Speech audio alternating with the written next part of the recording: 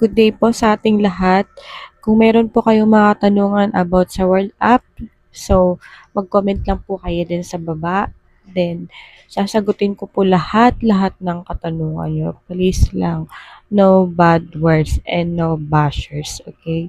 Kasi tumutulong naman tayo eh. Kung ayaw nyo naman mag-download ng World App, kung ayaw nyo talaga ng World App, wala kayong pakialam sa World App, pwedeng wag na lang kayo mag-comment.